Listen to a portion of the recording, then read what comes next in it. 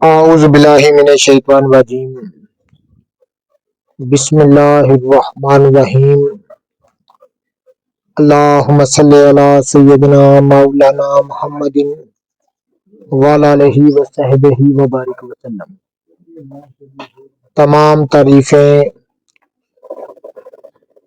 अल्लाह रब्बुल इज़्ज़त की हैं जो तमाम जहानों को पालने वाला है, जिसकी तमाम जहानों में बादशाह है, जो हर चीज का हकीकी मालिक है, जो इस जैसी लातदाद निबातात को पैदा फरमाने वाला, इनको रंग व बू बख्शने वाला और इनमें अजीबोगरीब अफाल व ख्वास रखने वाला है।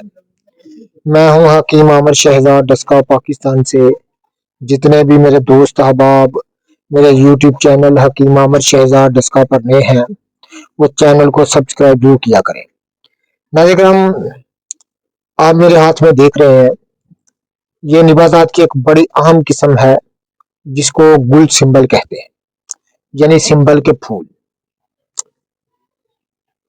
नाज़रीन करम, हर जड़ी बूटी की तरह ये भी रब्बुल इज़्ज़त का जमीन पर एक बखेरा हुआ खजाना है, लेकिन हमारे पास इनकी चाबी नहीं। इनके मतलब हम जानते नहीं, पहचानते नहीं है। हम इनके मतलब इल्म नहीं रखते, क्योंकि इस वजह से हम इन चीजों से फायदा नहीं उठाते, फायदा हासिल नहीं करते। हर साल मौसम बहार में ये फूल जो है लाखों टन के हिसाब से पैदा होकर तलफ हो जाते हैं, दरख्तों से खुद ब खुद जड़ जाते हैं और हम इनसे फायदा नहीं उठाते। मैं यूं कहूं कि ये तमाम अमराज नस्वा का हुक्मी और यकीनी इलाज है, तो इसमें कोई शक नहीं। कसरत हैज, लकोरिया, हाथ पांव की जलन और औरतों के जो मखसूस अयाम होते हैं उनकी खराबी के लिए ये एक बेशबहा एक खजाना है। क्योंकि हम इल्म नहीं रखते इन चीजों के मतलब, जिस वजह से हम हर साल इनसे फायदा नहीं उठाते।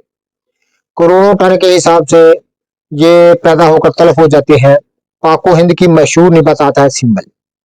सिंबल का दरख्त एक मशहूर और मरूफ दरख्त है जो कि पाको हिंद की सरजमीन में बकसरत पैदा होता है।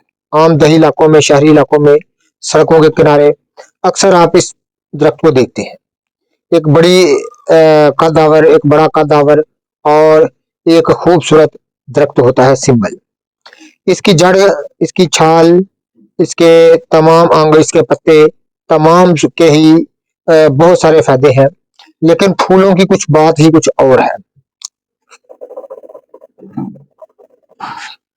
अब इसका इस्तेमाल करने का तरीका मैं आपकी खिदमत में अर्ज करूंगा। आप देख रहे हैं ये फूल दरख्तों से खुद ब खुद जड़ जाते हैं। मैं रास्ते में आ रहा था तो इस फूलों को मैंने देखा, तो मैं इनको अपने साथ उठा लाया। नाज़रीन, आप इनका शरबत बेहतरीन तैयार कर सकते हैं।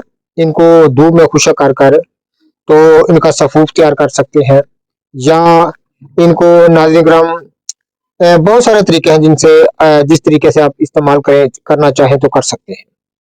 लेकिन खास मैं तरीका आपको बताऊंगा इनको सही इस्तेमाल किस तरह किया जाए और तमाम अमराज नस्वा से जान कैसे छुड़ाई जाए, यानी कसरत हैज, लकोरिया, मखसूस अयाम की बेकायदगी, या जैसे कई अमराज जो है जो कि अमराज नस्वा को तंग करते हैं, उनके लिए बहुत ही लाजवाब ये चीज है। आप इस मौसम में फूलों को ले लें, इन फूलों को एक सेर के हिसाब से जमा कर लें। जमा करने के बाद नाज़रीन इनको, ये पत्तियां जो आप देख रहे हैं, इस तरह इनकी पत्तियां चुन लें। इस तरह चुनने के बाद नाज़रीन इनको दो डालें। दो डालने के बाद इनको 4 सेर पानी में या 5 सेर पानी में भिगो दें। तो एक दिन में भिगा रहने के बाद अच्छी तरह जोश दें। जोश देने के बाद नाज़रीन इन पत्तियों को निकाल कर फेंक दें और उस पानी में आग पर चढ़ा दें, चूल्हे पर चढ़ाकर नाजिक हम ढाई से चीनी डालकर मीठा जो कंद सफेद है उसको डालकर उसका कौम तैयार कर ले। तो नाजिक हम वो शरबत बेहतरीन तैयार होगा। रोजाना 1 से 2 चम्मच पानी में डालकर पीने से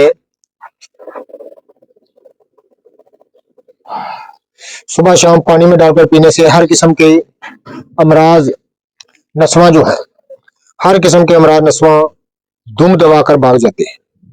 और औरतों के लिए ये बड़ी लाजवाब चीज है कि खवातीन के अमराज मखसूसा के लिए और उनकी अयाम की बेकायदगी के लिए, लकोरिया के लिए, और ख़ास तौर पर जिन औरतों को हमल करार नहीं पाता उनके लिए ये क्या है, ये शरबत एक खजाना है। आप इनको इस्तेमाल करें। ये रब्बुल इज़्ज़त के ज़मीन पर बखेरे हुए खजाने हैं, लेकिन हमारे पास इल्म नहीं, हमारे पास इनका मुकम्मल तौर पर चूँकि इल्म ना होने के बराबर है, इसलिए हम इन चीज़ों से फ़ायदा हासिल नहीं करते। तो आप इन फूलों को जमा कर लें। ये मशहूर और मारूफ चीज़ है, हर जगह जिधर भी आप जाएंगे आपको ये नजर आने वाला दरख्त है। तो इनके फूल आप जमा कर लें और इनका शरबत तैयार करें, तो फिर देखें कि रब्बुल इज़्ज़त ने किस कदर इनमें खूबियाँ रखी हैं। तमाम अमराज मखसूसा को दूर करने के लिए, अमराज नस्वां को दूर करने के लिए ये कुदरत का एक खजाना है, इससे कम नहीं है। तो ज़रूर ट्राई कीजिए। जितने भी मेरे दोस्त अहबाब मेरी वीडियो को पजीराई देते हैं उनका बहुत बहुत शुक्रिया। अल्लाह हाफिज़।